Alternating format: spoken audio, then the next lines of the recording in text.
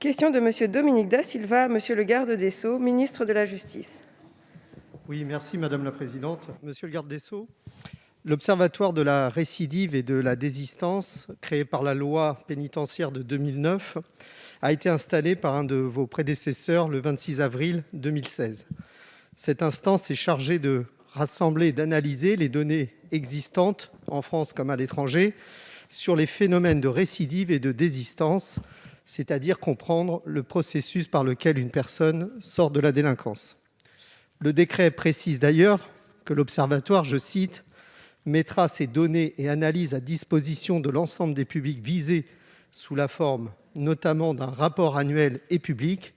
Il formulera toute recommandation utile pour améliorer la connaissance des phénomènes observés. » Or, depuis l'unique rapport publié en 2017 qui faisait état de recommandations concrètes et de bon sens, me semble-t-il, force est de constater que le vœu du législateur qui a créé cette instance il y a maintenant 12 ans est resté, je pense, un vœu pieux.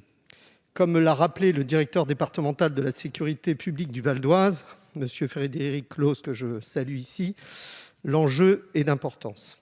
À travers la connaissance scientifique des comportements délinquants, il s'agit de trouver les meilleurs moyens de favoriser la sortie de la délinquance pour les traduire dans des politiques publiques efficaces. Selon les références statistiques justice, 40% des personnes condamnées en 2018 sont en état de récidive ou de réitération. Ce chiffre suffit à démontrer tout l'intérêt qu'il y a à approfondir les savoirs en la matière. Aussi, monsieur le ministre, que comptez-vous faire pour enfin permettre à l'Observatoire de la récidive et de la désistance de publier ses travaux annuels comme l'a souhaité le législateur? Je vous remercie. Merci beaucoup, chers collègues. La parole est à Monsieur le garde des Sceaux, ministre de la Justice.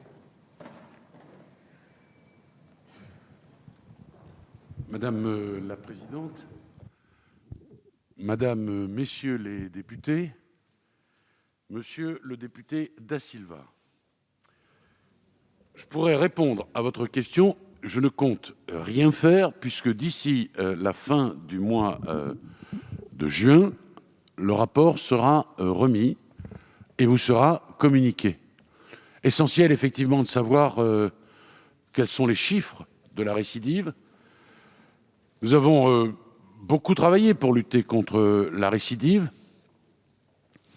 Je pense notamment au renforcement en termes de personnel dans les différentes juridictions.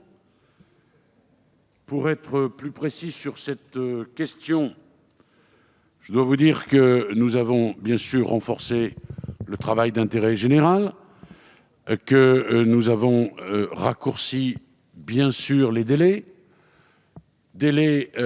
pour qu'une affaire connaisse son épilogue. Je pense qu'il est utile en termes de pédagogie que la justice soit rendue rapidement. Plus elle est rapide, plus elle est efficace, en particulier d'ailleurs pour les jeunes. Renforcement du travail en prison. Nous sommes passés, vous le savez, de 50% il y a 20 ans à 29% aujourd'hui. Et je me bats pour que les entrepreneurs reviennent en prison parce que c'est un gage de réinsertion et donc d'absence de récidive. Et puis on va le dire aussi, médiatiquement, on parle toujours des récidives, mais pas de celles qui n'interviennent jamais. Donc, et vous avez raison, il est extrêmement utile que nous ayons des chiffres, et des chiffres précis. J'y tenais tellement, anticipant en cela votre question, que j'ai demandé à ce qu'un rapport me soit remis. Je l'ai dit tout à l'heure, il sera remis d'ici la fin du mois de juin, et bien sûr, nous aurons l'occasion d'en discuter ensemble. Cela permettra peut-être des choix plus fins dans la politique pénale qui sera la nôtre.